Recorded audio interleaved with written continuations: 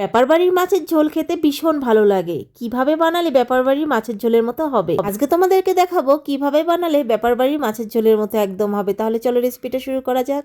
কাতলা মাছগুলোকে ভালো করে প্রথমে ধুয়ে নুন হলুদ দিয়ে মেখে রেখেছি। আর মাছ যত ধোয়া যায় মাছের কিন্তু স্বাদটা তত আসে। তারপর কড়ার মধ্যে তেল দিয়ে তেলটা যখন একদম ধোয়া উঠবে তখন কিন্তু মাছগুলোকে ছাড়তে হবে, নইলে নিচে লেগে যাবে। যারা মাছ ভাজতে জানে না তাদের জন্যই বলছি। মাছগুলোকে দিয়ে কিছুক্ষণ পর উল্টে পাল্টে সুন্দর একদম লাল লাল করে কিন্তু ভেজে নেব। আর এই কাতলা মাছ একটু বড় বড়, সেই জন্য একটু ভালো করে ভাজতে হবে, নইলে কিন্তু মাছগুলো ভিতরে কাঁচা থেকে যাবে। আর এইভাবে মাছের ঝোলটা বানালে মাছগুলোকে এইভাবে একটু লাল লাল করে ভাজলেই কিন্তু খেতে বেশ ভালো লাগে মাছটা। তো দেখো এই সুন্দর একদম ভাজা হয়ে গেছে মাছ, আমি এখন উঠিয়ে নেব। তো তেল থেকে মাছগুলোকে আমি সুন্দর ভাজা করে নামিয়ে নিলাম। এখন এই যে বড় বড় টুকরো করে আলু কেটে রেখেছি, একদম ব্যাপার বাড়ির মতো বড় বড় টুকরো আলু। আর এইভাবে টমেটো গুলোকেও কিন্তু লম্বা লম্বা করে চোখো করে কেটে নিয়ে এখন ওই মাছ ভাজা তেলের মধ্যে আমি আলুগুলোকে দিয়ে দেব। আর আলুগুলো দেওয়ার পর দিয়ে দেব পরিমাণ মতো নুন, দিয়ে একটু নাড়াচাড়া করে গ্যাসের আঁচটাকে কম করে এটাকে আমি ঢাকা দিয়ে দেব। তখন আলুগুলো সেদ্ধও হবে, সঙ্গে কিন্তু ভাজাও হয়ে যাবে। তো দেখো এখন নাড়াচাড়া করে দিয়ে দিলাম ঢাকা। 2 মিনিট পর উঠিয়ে নিলাম। আর সামনে থেকেই জিনিসটা করাই ভালো, যাতে নিচে না লেগে যায়। আর বেশি কিন্তু কড়া হয়ে গেলে আলুটা ভালো লাগবে না। হালকা একদম দেখো লাল করে ভেজে নিয়েছি। এখন আলুগুলোকেও তেল থেকে আমি নামিয়ে নেব। আলু ভাজার মধ্যেও কিন্তু মাছের ঝোলে রান্নার স্বাদ হয়। তো দেখো আলুগুলোকে নামিয়ে নিলাম। আর আলুটা আমার 80% মতো সেদ্ধ হয়ে গেছে।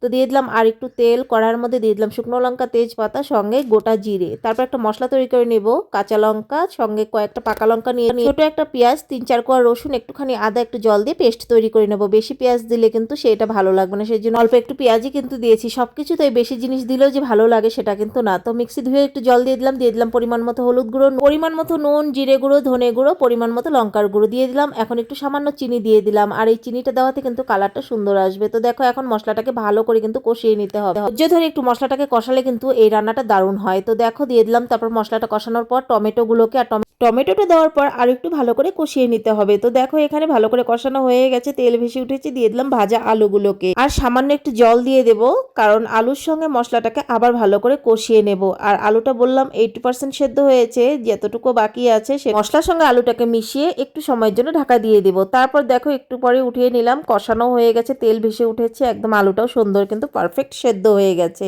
এখন একটুখানি নাড়াচাড়া করে এটার মধ্যে কিন্তু একদম দিয়ে দিব ভরে ভরে জল, কারণ ব্যাপার বাড়ির মাছের ঝোল তো এরকমই তো করতে হবে। আর এই ঝোলটা কিন্তু একটু পাতলাই ভালো লাগে খেতে। দিয়ে দিলাম আর একটু নুন লাগছিল, সেই জন্য নুন দিয়ে দিলাম। ঝোলটা বলক উঠে গেছে, দিয়ে দিলাম ভাজা মাছগুলোকে। তোমরা এইভাবে মাছের ঝোলটা আমি যেভাবে বানিয়েছি একবার ট্রাই করে দেখো, একদম আঙুল চেটে ফুটে খেয়ে নেবে সবাই, এতটাই ভালো লাগে খেতে। তো দেখো ঝোলটা কিন্তু ভালো করে বলক উঠে গেছে, আর একটু ভালো করে বলক উঠিয়ে নেব।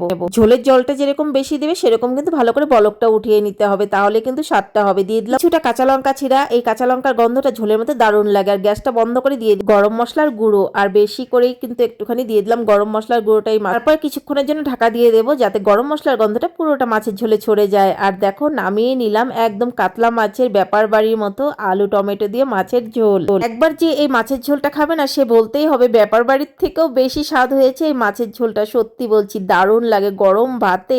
এই মাছের ঝোল যদি কাউকে দেওয়া যায় আঙ্গুল চেটে ফুটে খাবে, সত্যি বলছি খেতে দুর্ধর্ষ লাগে। বাড়িতে যখনই কাতলা মাছ আনবে এই আলু টমেটো দিয়ে যে পাতলা মাছের ঝোলটা একবার অবশ্যই বাড়িতে ট্রাই করো। দিন একটু ভাতের চালটাও বেশি করে নিও, যাতে কম না পড়ে যায়, এতটাই ভালো লাগে। তো তোমাদের কেমন লাগলো আজকের এই রেসিপি কমেন্ট করে জানাতে ভুলো না। তোমাদের একটা লাইক একটা কমেন্ট আমাকে আরো উৎসাহ করে তুলবে সুন্দর সুন্দর নিত্য নতুন রেসিপি তোমাদের সঙ্গে শেয়ার করার জন্য। আজকের মতো টাটা।